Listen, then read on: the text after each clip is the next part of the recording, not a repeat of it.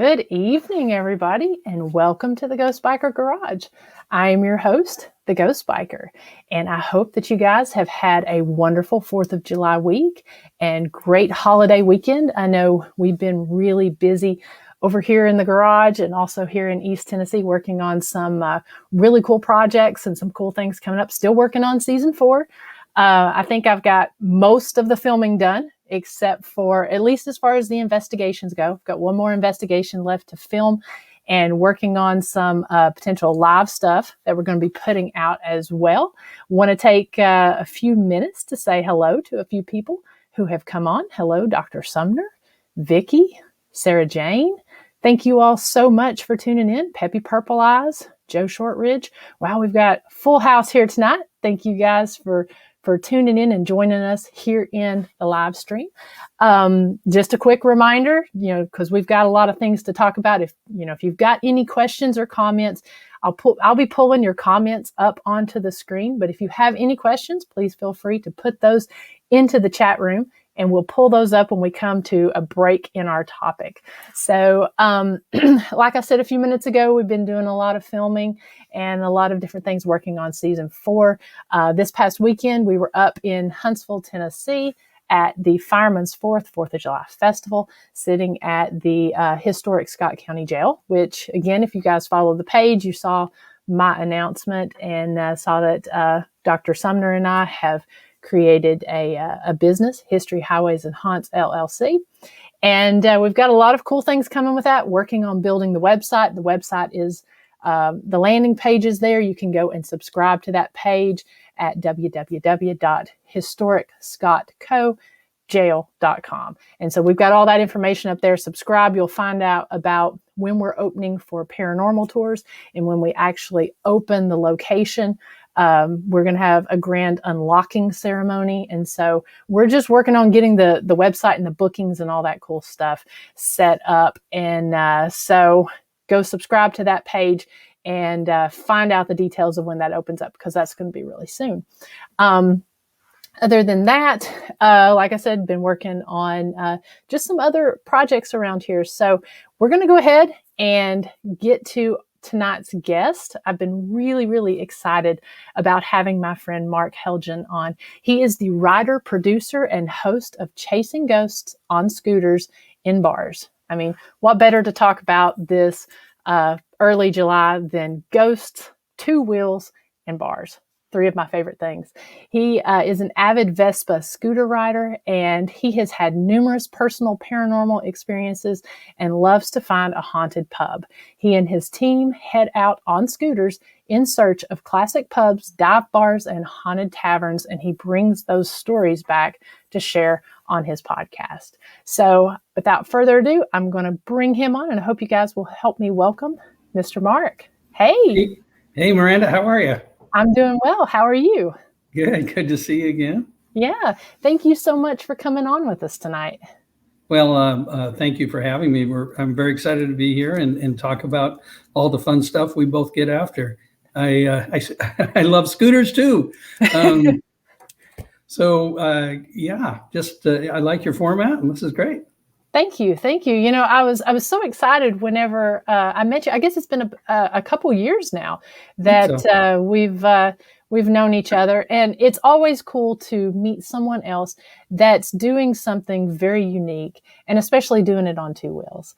And so, why don't you tell us about your podcast and what you and your guys do when you're out finding these stories? Yeah, I'd like to. The funny thing is I found you thinking there was nobody in this space riding 2 wheels and putting ghosts together and all that.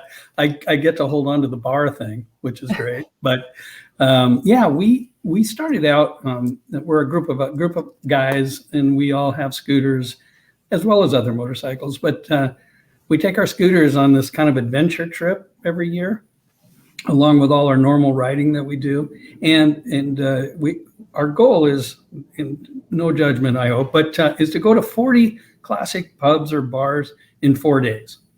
And okay. we go to different areas of Washington State, Oregon, California, Idaho, Montana, all areas that we've been in. And then we try to capture Well, when we first started going, we just liked going. We just like a traditional classic pub or bar. And one of my sons said, you ought to like try to memorialize these somehow. And he suggested that we start doing a podcast. So that's kind of the genesis and how we got started. And they bought me a field recorder, I think, for Father's Day, and I took that out there and I shoved it under the face of a bartender and say, "Tell me a story." And so I captured stories, and it was a lot of fun. And I did that for several months before we ever did anything. And every year we go on that ride, and we do a couple of podcasts about that. But we're working on our 53rd podcast now, and they're not all that trip. I mean, only just a small amount of them. We started going around locally and finding out. People tell us about haunted bars, and we go in and collect a story here and there. But we picked up a lot of different areas in the podcast as well that we didn't expect to happen. And that's the fact that all of us have known each other so long, and we sit around on these microphones and we just give each other hell. And so I'm really the only paranormal guy in the group. Everybody else is pretty, there's a bar guy, there's a motorcycle guy that does all the research, and there's a sports guy, but I'm the one that is like pulling in this ghost thing, and they all kind of roll their eyes, and so I have a little fun. We have a little fun with that, and I'm the one that makes them go and and hear the stories, and slowly but surely they're coming around, and they've scratched their heads a few times and said, "Wow, that is wild. That there might be something there." So so as far as that, are most of the stories that you get from people, are they paranormal, or do you get a variety? Mostly, the funny thing about going into an old bar is their bars hold so much emotion and energy and interaction and transition and people moving through. They invariably, when you ask somebody if it's an older bar or one that has some sort of history to it, they'll say, yeah, there's a ghost. And what's funny is it's usually pretty much the same story, glasses flying off the shelf, dishes flying across the room, salt shakers got thrown at me. So I've got, quite a few of those stories, which are still fun to hear. And when you're talking to people, their eyes light up, and they're like, finally, somebody asked me about this, because this place is crazy. And so, it's mostly those kind of stories, but we've had some really, really good ones as well. And not good ones, but compelling, cool stories.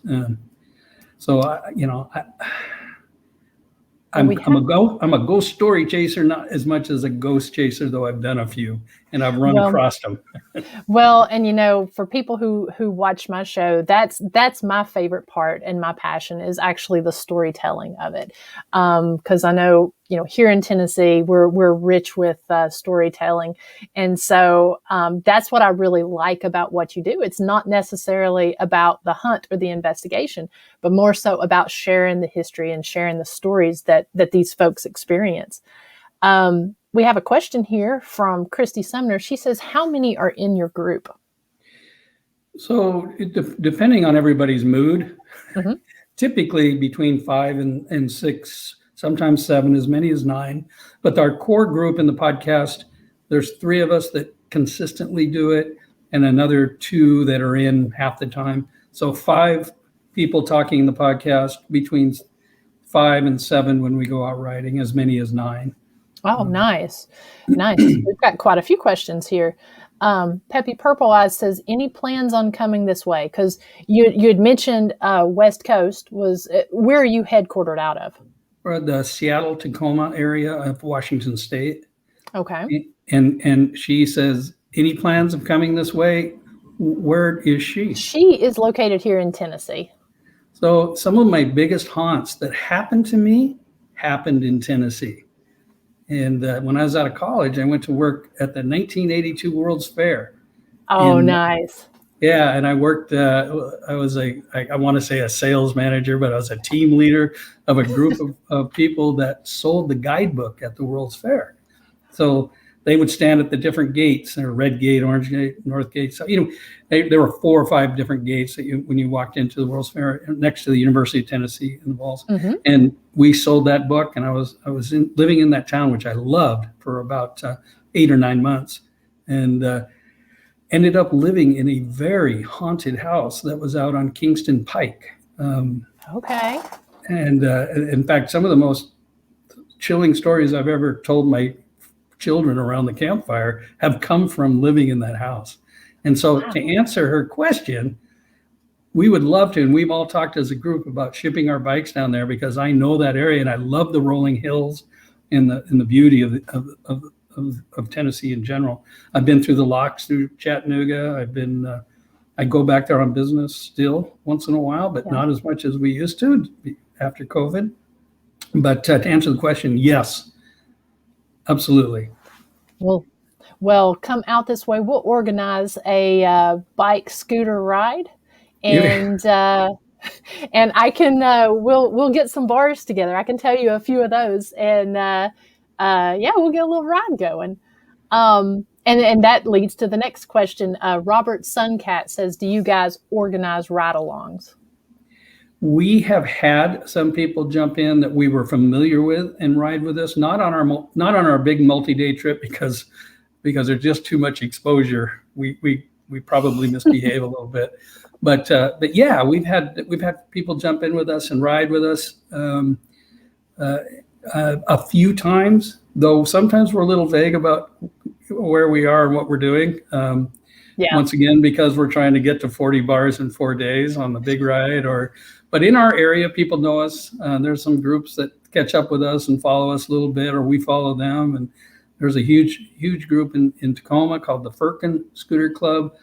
There's one up near a local lake called the Skid Marks, and we run across them. So we all have these little routes, and sometimes we crisscross. But to answer the question, we haven't had an open policy of riding along, just because we don't recommend this, what we do to most people. But it would sure be fun if somebody really wanted to. So how do you do your 40 bars in 40 days? I mean, 4 days. Or 4 days, excuse me. Do you plan out, that would be too easy, 4 bars or 40 bars in 40 days. How do you plan? Do you actually plan out each one, or do you plan the area and then just kind of scout out when you're there? How does that sort of work? So both. We're a little bit like Mike and Frank in American Pickers. Sometimes we go freewheeling or whatever, like freestyling, but generally we have a route already picked out. We have our miles per day. We have an idea of bars that are in the area. The different guys plan it each year. So some of the guys go on the trip in advance, know every turn, know every place, is all set up, always try to surprise us with something really cool. And other times we say, we're just going to go and see what we find. And so we do both. And man, both ways, we've just been to some gems and met some wonderful people and collected some great stories. Oh, I would imagine. So with these bars, do a lot of them have kind of stories and a reputation that precedes them, or do you just kind of, oh, this bar looks great, I'm going to go in and see, kind of unknown whether it actually has a story or not? So both. So, I'll do a little Google search or go on Yelp or whatever on the route, and I'll pick bars, or I'll do haunted bars in an area and see if there's something that looks cool, that fits into our mode. I mean, we don't go to chain places. Oh, there's my dog. We try to find, one only classic, cool little things. So anyway, I think someone's delivering something at my door. We end up, though, overall having a pretty good luck. I would say about 40% of the people that we talk to say they have a ghost in their bar. Once again, it comes back to those same stories, right? Things flying off the shelves, kick me in the back. So I'm going to go kill that dog. Well, I'm going to see if there were, I've seen a few more questions coming in here. Robert says, have you ever encountered anything weird on the road, like ghost hitchhikers or anything? Anything that's kind of outside of the bars? So when I'm riding with this group, no, I have not. However, one of my scariest stories that happened to me, well, I used to own a bar in downtown Seattle back in the 80s.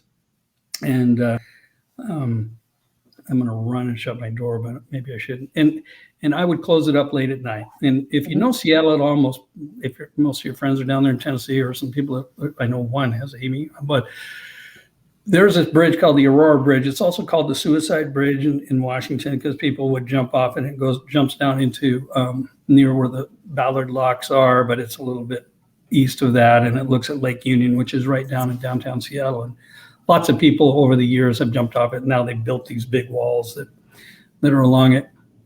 I was at work closing up one night, 2 a.m, and I was heading north back to town with my girlfriend's I borrowed her brand new Honda.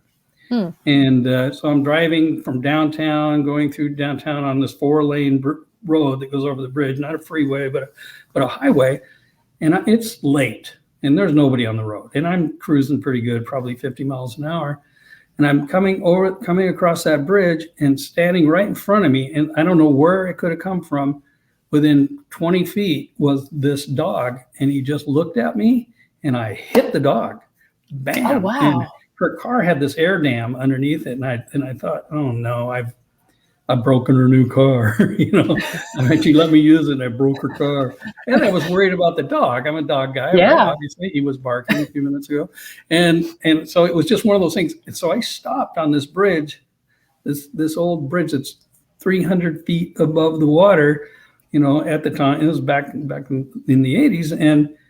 And I go up to go see what I need to do about this dog. And the dog's not there. There's no dog. What? And then I really melted down, because I thought I popped him over the edge. I thought I hit him, and he went flying over. So then I was like, and I look at the front of the car and the air dam and the car, there's no damage. And so wow. I think there's no damage, right? I'm on this 4-lane road, and I'm looking at it, and I can't see anything. I can't find the dog, and I'm jumping in my car, and I just head home, and it's late. So I go to bed. And I kind of forget about the whole thing. And I told the story to her. I said, I went down and looked at her car in the daytime, no problem, and just sort of forgot about it. A few years ago, I was at a talk by a local ghost investigator. He started telling stories about the Aurora Bridge, which is this bridge that I went over. And he said one of the most famous stories is about a guy who was walking across a bridge with his dog. He grabs his dog, and he hops over with him, and they both go down, and they take themselves out. And he goes, it's very famous, it's frequent. I don't know if that's the right word. Yeah. It's been known that people will see his dog on the bridge. And I went, holy shit, I killed that dog, but he was already dead. It was one of our, so it was just it really was a wild connection that it all came back to me as what happened to that dog? Well, I finally got the whole story, even though it was a very, very strange incident. Wow. Yeah, that actually gave me chills hearing that, because I can only imagine how you felt that feeling when you think you've hit an animal, and then to actually have that validated. That's wild. Yeah. In fact, I went and went up after the talk and talked to him about it. He goes, that's just classic. That's exactly. Sometimes they see the guy with him too, with the dog. Now that would have been horrifying. Yeah. So anyway, that's my ghost. To answer that question that came up about, have I seen anything on the road? That's my road story, or one. I like it. Unless another one comes across my addled brain. Janet, she asks, she says, have you ever investigated the Seattle Underground? I have not. The bar that I was just telling that story about was located above it, but I've never done an investigation down there. It's just, you can go on the tour and do all that sort of thing, but a lot of people have, and there's tons of stories on YouTube and elsewhere about people walking through down there and doing it, but I just haven't I haven't done it myself. And again, I'm not as much of an investigator. I've done a few as I'm a ghost story collector or an experiencer myself. Right. And I can totally understand that. Ghost dogs are real. And that's something, that's something actually a couple of the different investigations that I've done here for my filming of season 4. Several of the stories that I've heard of some of the houses that I've investigated are that there's haunted ghost cats. And I think Right. one of them had a ghost dog, but all 3 of the places, they talked about spirit animals in there. You hear about it a lot. Yeah, you really do. And that's a tough one too, because, when you're, in a house or something like that, now it's kind of unmistakable there on the road when you actually hit it. But when you're in a house, I mean, it can really play tricks with your mind, because you can think, oh, well, I just, saw something kind of low to the ground, or a dog barking outside or whatever, unless you actually capture some kind of activity in the room. Those can be, harder ones to see, but they're actually quite common. Yeah. Well, and you're So, fearless. I've always thought that. The videos I watch of you going by yourself and sleeping in a solitary confinement cell, I'm just like, oh my God, I just can't believe it. I brag about you when that is, I mean, I could do it, but I need about 6 or 7 people and a 6-pack of beer or something. well, it's a lot of fun. I like being able to sleep at those locations. Wow. And thank you for your compliment. Actually, and I spoke about this when I was on your podcast. My first investigation location was actually a haunted bar, and so I really love what you guys are doing with that, because you're exactly right. I mean, there is so much emotion. There are so many stories. I mean, a lot of these bars, they're a second home to a lot of the regulars who frequent these locations. So they're great locations to investigate, and even better locations to get some really cool stories out of. Yeah. I did I did it twice. There's a place on the Olympic Peninsula out here in Washington, which is the little arm that comes up on the outside of Washington. If you look there, excuse me. And there's called the Robin Hood Inn and Suites, and with hot tubs. But anyway, it was the set for the original Errol Flynn Robin Hood movie. Parts of it were. And Okay. Errol Flynn actually stayed in one of the cabins while they filmed this movie back in the 30s, the 1930s. And the whole resort, it's very small, is purported to be haunted. And so we rode our scooters there frankly for kind of a different reason, but we were all not the same group as my brother, who's part of the group, and his wife, and frankly it was me. I think on that one I crashed in their room, but I started talking to the bar manager and the managers of the resort, and they were telling me some great stories about different things that have happened, including the old ball coming down the stairs, that was from the George C. Scott movie. I can't remember what it was, The Conjuring or something, but the ball comes dropping down. It's just that eerie feeling. You don't know what pushed it. And they've had things like that happen. But when they closed the bar at 2 a.m., they invited me back in to sit down and do some EVP work and that sort of thing. And I'd met some people there that were from California. Thanks, Matt. He knows the name of it. And so they sat in on this thing as well. And I had my recorder going and headphones on, and I said, I got a name, and I for privacy, I'll just say the name was Nick. I think it actually was Nick. And I said, is there Nick? Is there a Nick? What's Nick mean? And the guy sitting across the table over there absolutely broke down. And I was like, what? And he goes, that is my nephew he got murdered several years ago, and I was extremely close to him. And And then he said there were other words talking about his mother and him. And this guy couldn't even sit through the whole thing. He was so upset, but he gave me the phone number to his mother.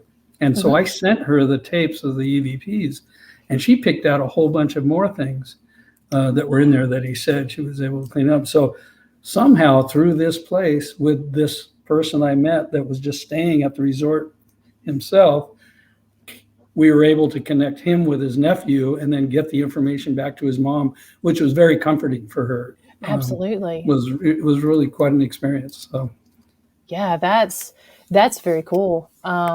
Yeah, because I know that I guess it was last year before it was last year. I had an event at a biker bar, a little dive bar down in Birmingham, and they invited me after the event to do a little investigation there. They were talking and saying, the ladies that work there, they're always experiencing something. And they didn't tell us anything, as far as any stories or anything about the people, but they actually have plaques and stuff sitting there at the different spots where the regulars who had passed away would typically sit when they would come in as kind of a pay and a tribute. And so we took two podcasters with us, the ones who had helped to organize the event, who had never done anything. They were actually skeptical. And when we went in there, it was myself and Chris Sumner was helping me with the event, and we filmed the whole thing and hope to actually release that at some point.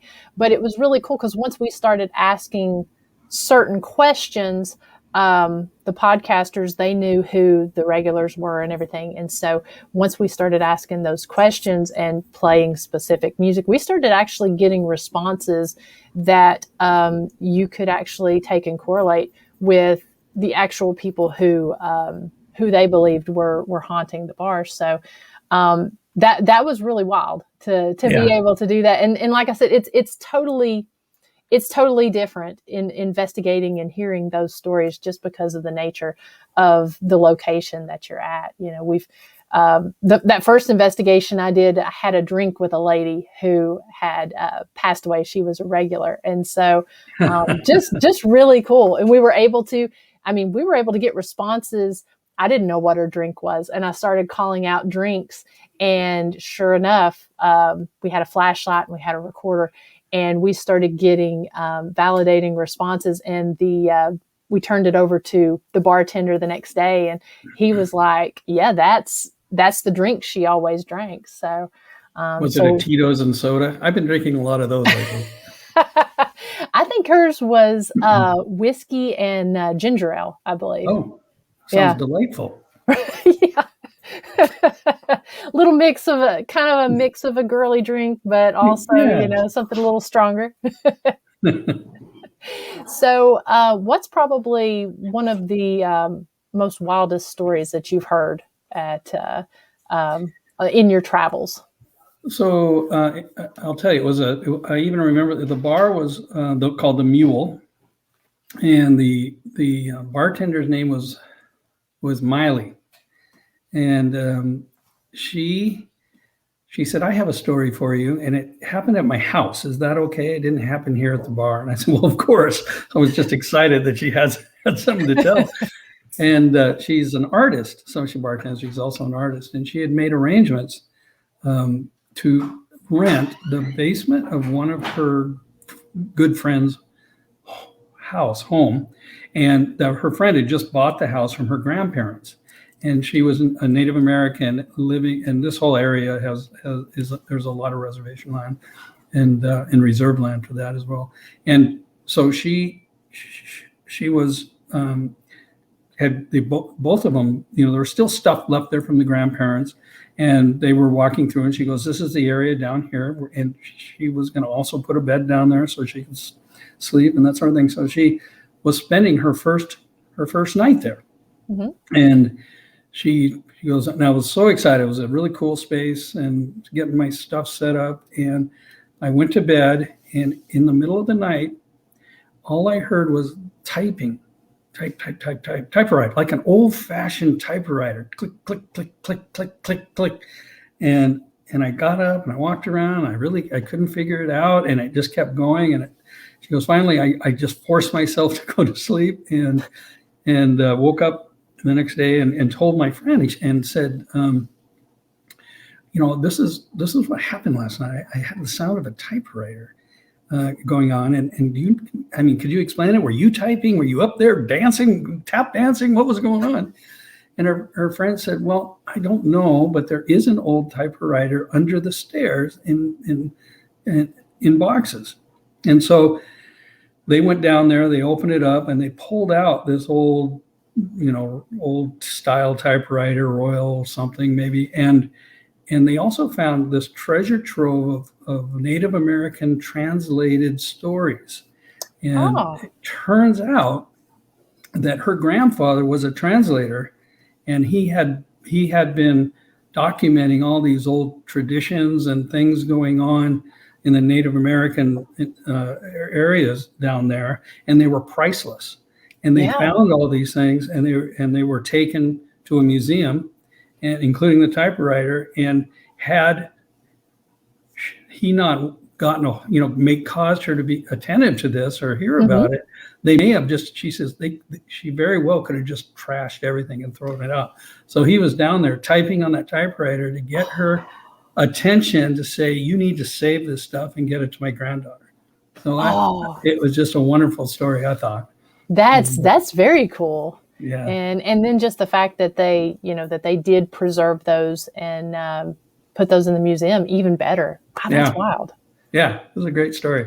I love that. It wasn't terrifying, but it was really had a nice finish to it, I thought.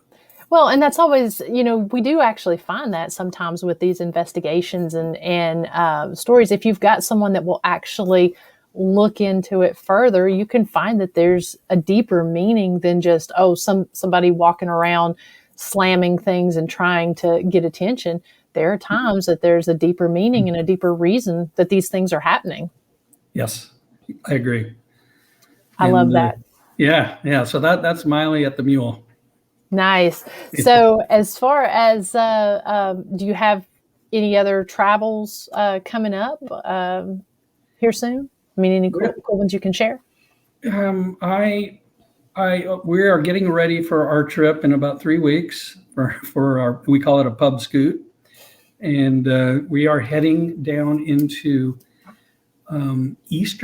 really northeast Oregon and Washington along the Columbia River.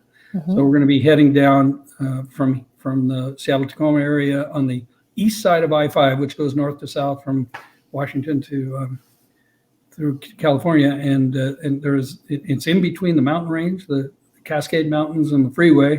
And there's all these old logging towns and mining towns and 2-lane roads and cool old bars and roadhouses along the way. And so we're going to run down there and see what we find, and end up in Hood River and White Salmon, Stevenson, some of those areas that are down there, which are these old, cool kind of frontier feeling towns, and do a few days, and then head through Oregon back over to wine country, which is in the Willamette Valley, famous for their Pinot Noir and other great wines, and these beautiful green rolling hills. So kind of looking forward to that trip. Hopefully we can make it work. It's kind of far. We're in 4 days. We're not sure we can get all the way through the wine country, but we're hoping we can. That sounds wonderful. And let's see, we've got a comment here. What is something that you discovered in this journey, scooters and bars, that you did not expect or have been surprised by? I think that, and I brought it up earlier, how many of the bars or how many places say, yeah, I think we do have a ghost. That surprised me that it's as high a percentage as it is. And I think it comes from the things that we talked about. There's so much emotion and energy and transitory people moving in and out that I guess it's logical if you're a believer. But that surprised me a little bit. It also surprised me that I'm not good for much more than 20 minutes at a time between stops. So if we're going for 2 hours between, that's no fun. And we'll never get our count in there for the trip. So the I don't know if it's a surprise. One of the other things is just what all the warm, genuine, nice people that we've met on these trips. So Absolutely. yeah. Yeah, that's always the best part about this. And then the fact that they're willing to share their story is just even cooler. Yeah. And about how long do you spend at those to make that 40 in those 4 days? I mean, you have to pretty much be on it. Yeah, we're on it. So we do limit certainly what we have to drink, which means we can't stay there long. But we try not to have more than one drink an hour, and your body can process that pretty well. There's a doctor on here. Maybe we better check with her. But we try to be smart about that, and then we park our scooters and try to hit 3 or 4 more maybe in the evening, and then we're probably not as well behaved. But yeah, we stay on it.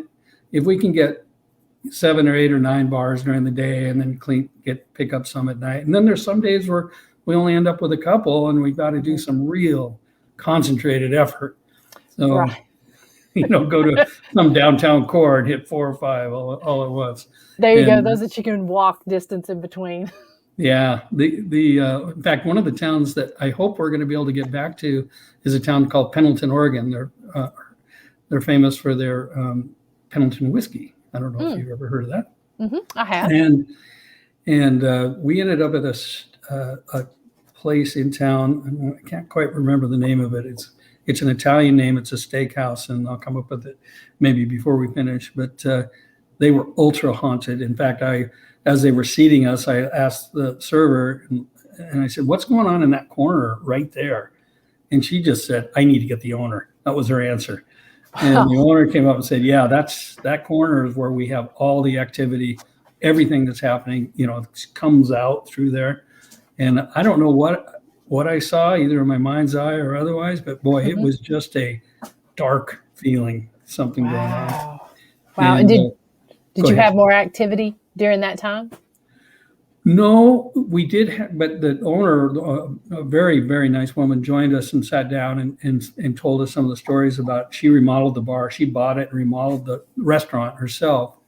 Had help, but I mean, she was the general, and she was actually sitting at the bar, and she had her Bible at the bar, and had it open, and something got her attention. She moved away from it and came back, and it was on fire. Smoldering. So whatever happened, something got after her Bible, and she went and got it and showed it to us, and all the burnt edges. And it wasn't destroyed. It was, but it had been, I don't know what the word, ashed. It had all the edges of the pages were all black, and some of them were burnt in the yellowing, and she had 4 or 5 really great stories about that bar. And so it'd be kind of cool to get back there into Pendleton and experience that again. That would, and that just scared me. I don't know if anyone can see that. My cat just jumped up on the desk beside me. And, we're having a pet friendly experience here. It's you told that story about the dog too early. We have another question here from Donald. He says, "What is the oldest bar that you've visited?" Wow. Let me think about that one. I believe it was up in the Sierra Nevadas, in Northern California, and we went to the Sutter home. And Sutter was a guy that was a miner, and he also had a bar and that sort of thing. It had burned down and been rebuilt, but I believe it was back, when they were doing when the gold rush was happening back there, and also known to be haunted. I would say that on the West Coast, that's it. On the East Coast, in Boston, I went to the Green Lantern, and it is the second oldest continuously running bar in the United States from the 1650s. And Benjamin Franklin drank there. There's a bar right next to it. I just can't remember the name of it. It's even a few years older. I actually saw that. I didn't get to go in there when I was in Boston, but the Bell in Hand. It's the Bell in Hand and the Green Lantern. And then, I didn't mean to interrupt you, but it just got made it in my head. No, because I could not remember what that was either, but I remember the Green Lantern, and Yeah. because I wanted to go in there and spend some time, but I did see it when I was up there, and that was just, I mean, it's just amazing to be in that presence. Yeah, there's a real feeling to it. And next door to that is a place called the Oyster House, which I think is one of the oldest restaurants in the nation. So I like Boston, and I like that old gold country in Northern California as well. So, are there any bucket list trips or bucket list locations that you would like to hit? Yeah, I don't know how well this fits into the chasing ghosts on scooters and bars. I'd like to ride my scooter to the East Coast and walk the Appalachian Trail. Oh, yes. And I hear the trail has its own set of stories and things that have happened, including cryptids and UFOs and strange lights and things like that. But I wouldn't probably. I mean, I go because I really need the exercise. Yeah, it's the same thing when I hadn't thought about that with the Appalachian Trail, but I know they do have a lot of stories on there. A lot of them that I've read, and a lot of those too can fall into the missing 411. There's actually several cluster maps there along the Appalachian Trail. I know when people ask my locations, it's always some kind of road that has a lot of different locations that I can hit, in multiple times in that trip. So I love that. I'm looking here to see if there are any more questions on here. Sandra says, I love old bars and taverns, have gotten some of our best evidence at them. Well, maybe we ought to have you on the podcast. Absolutely. Tell bar stories. Yeah, I had Sandra on my podcast a few months ago, actually, and I know she was from up in she's from central U.S. there. I think Illinois, I believe, or Indiana, but she lived in up in Washington. And Donald says, "Wow, that's some great history." Peppy says Sutter, as in the wines. The guy that you had mentioned. Okay. The Sutter Homes guy. Sutter Mill. Yeah. Yep. And Chris says, Sandra Justine, I have been to some pubs in England, and they were really fascinating too. That is also on my bucket list to jump on a scooter and run through Ireland and go to some old pubs. Haven't made it yet. Still working. That sounds wonderful. So much old history there. And I'm actually going and pulling up while we're talking here, pulling up your Facebook page. I was going to share that and share the screen here. Let me do that because you guys have got, like I said, I really enjoy your podcast. And if you want to talk just a few minutes, I'm going to pull up the page. If you want to kind of talk about how people can go back and listen to some of these different episodes and hear some of these different stories, you can do that while I'm trying to share this. Yeah, sure. Excuse me. We are on anywhere you listen to podcasts, which includes virtually everything. We're on Pandora and Spotify and the Apple. We're on just wherever you listen. We're there. We also have a website, which is chasingghosts.net, which is really only good to find the podcast. They're all the podcasts are on there. But I don't really update our history and do much other than that. But that's a good place to stream the podcast.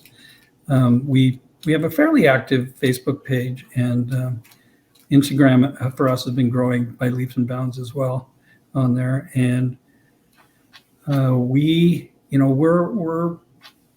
love the ghosts. All of us love the scooters, and of course we're big fans of a classic bar. This picture on the right that was just up there a second ago. Oh, that's up in Northern California, right there. The one with the brick building. This one. Yeah, that was on our way to Sutter Mill, and that's my old scooter too. So it was a while ago, and that was just this cool little town on top of a little mountain. And we went next door. There was a little saloon next door that had a spot in it where they would try people that would get in trouble, and they would do the Wow. little judge and jury, and supposedly, if it's true, they'd hang them right there, and it had a little dipsy doodle in the floor, and so it was pretty wild. Wow. And that's just a beautiful structure too. Isn't that cool? Yeah. Wow. Let's see. Sandra had asked, she said she missed where you were from. And you said that you were from the Seattle area, correct? That's correct. Seattle, Tacoma area. I work in Seattle, and I live in between Seattle and Tacoma, a little bit, very close to Tacoma. Very cool. And Al says he's going to put chasing ghosts on scooters in his library. Very cool concept. And thank you, Al. It really is. I mean, if you've not listened to this podcast, these guys do a great job gathering these stories, share. I mean, it's a fun podcast. I always enjoy it. So, and it's an adult podcast. and yeah, we do. There are some ghost stories, but there's also lots of scooter talk, and we do trivia, we do scooter news, and try to kind of run the gamut, because if it were only for this ghost thing, I couldn't get my friends to sit in with me and give me hell about the whole thing. Well, it's good to have a variety, That's right. I mean, because the travel, and that's how it is, like with Ghost Biker. It's, if we're able to reach a larger audience, because we're not just focused just on the ghosts, but also focused on the trip, the travel, the history, the stories, the motorcycles, the scooters, so it really helps to have that wide variety to pull everybody in. Yes, and we do get a lot. We did have one review where the guy goes, "Well, I've heard better paranormal podcasts," and I'm like, "Of course you have, because this is a scooter podcast and a ghost thing and a bar thing." That's right. That's right. And then Peppy says, so much info and extremely interesting stories. I have to go. Thank you for sharing. Good night, all. So thank you, Peppy, for tuning in. And thank you all. And like I said, we've got the link to the site and also to the Facebook page in the show notes, but we'll also reshare that. And so I hope that you guys will definitely go and check out Mark and the guys' podcast. Yeah, sure. Thank you very much. Yeah, the latest one's called Heavy Social Drinker. Is that the one that, has it come out yet, or is that the one you're all? No, that one came out. I've been on a short break, and we're getting ready to launch a new one. So the name has not quite bubbled up, but there are some stories on it. Nice. Now, on these podcasts, do they typically cover multiple stories or one story? I guess it depends on how long they are. Well, it depends on what we captured. I mean, sometimes it's 2 or 3 short ones, or it can be interviews. We'll do interviews at times, and we did more of that during COVID, obviously, because we couldn't get out and get into the bars as much. So we're just getting back out now and collecting some stuff. So I've got a trove of of information that I've collected, and we're getting ready to put it together and knock it out. So it's both. And are most of these stories told by the people that are in the bar, or do you get the information and retell it? No, we record it on site. So they're field recordings with bar sounds in the background and swear words, people slamming drinks, and so and I think that's just part of the ambience of the story, and I think it adds a lot for me, but I imagine it bothers some people that aren't bar goers, having to listen to the glasses clinking and the dishwashers going. But no, it puts you in the moment. That's what I like about that. It actually takes you, and you feel like you're in the bar. Yeah, and we were. Yeah, exactly. And Donald also says that you are welcome to share on the Southern Paranormal group. So Donald and them, they're great group of folks. Have people following from all over, and so definitely I would encourage you to share your stuff on there as well, because they're. Well, that's great. Thank you so much. Yeah, thank you, Donald. And again, thank you all for tuning in. Is there anything else you would like to add? And we've talked about where they can find you, but let's go ahead and remind everyone again where they can find you guys and how they can catch up. Yeah, we're Chasing Ghosts on Scooters in Bars, and we're a podcast, and we are on every podcast outlet that you listen to, or at our website at chasingghosts.net. And we're, in fact, we just got on Audible, and which was kind of interesting. I didn't know we were on Amazon, and they must have flipped us over, and so I saw that we were on there as well. So just about, I can't think of where we're not. I try real hard to keep up on that kind of stuff. So yeah, we would welcome your feedback, and they get better as they get newer. It's a learning curve to it. But, so there's no excuse. You can be found anywhere. Yeah, pretty much. And if you just Google Scooters, Ghosts, and Bars, we come up. Awesome. And Al says the same thing. You're welcome to share your stories on Ghosts in the Valley podcast as well. So thank you guys. Thank you all so much. Yes, thank you. I'm writing that down. Yeah, I'll keep that up there. Yeah, thank you all for being so welcoming, and for, offering to share the stuff, and for your comments and your questions. You guys are the best, and you make me look forward to Thursday nights being able to chat and interact with you all. So thank you all so much. And it looks like Sandra says that she'll be reaching out and contacting you, Mark. That would be wonderful. Yeah, you can just go to our website, and there's a button to just send me a note. Awesome.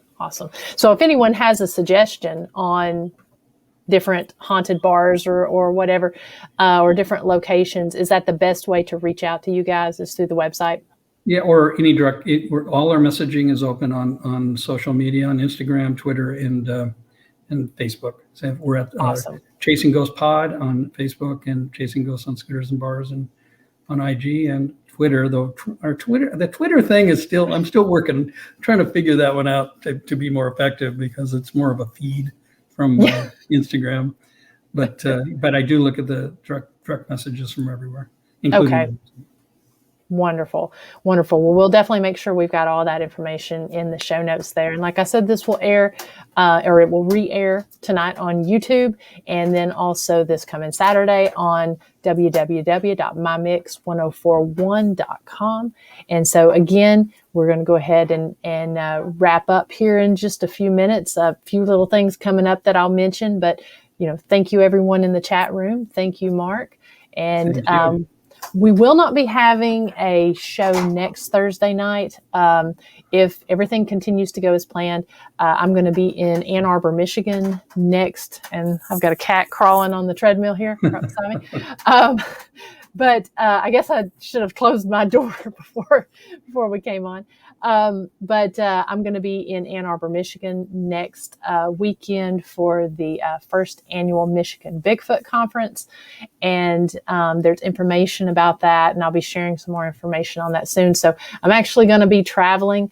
I may also be doing a live investigation on that Sunday night. So we'll have a little more information about that coming soon, because like I said, there's some details that I'm working out on that trip.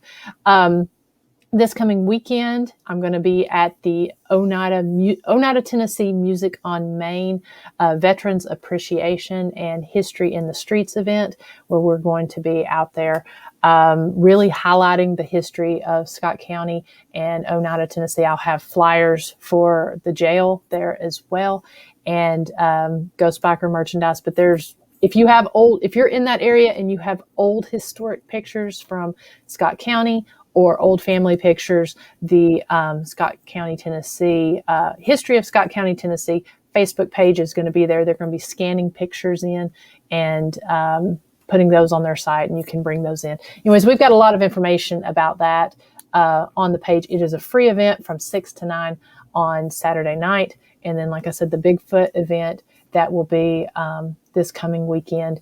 And we've got shows lined up for the rest of the month as well. Just there probably won't be one next Thursday, but just in case, I may pop on live for a few minutes. We'll just have to see how the traveling and stuff goes. But again, a lot of things coming up, and again, keep track of the historic Scott County Jail page, because we've got a lot of interesting information coming up on that. And so with all of that being said, I hope you guys have a great rest of the week, great weekend. And if I don't see you this weekend at the Music On main event, I hope to see you soon. So again, take care, everyone, and we'll talk soon. Bye. Thank you.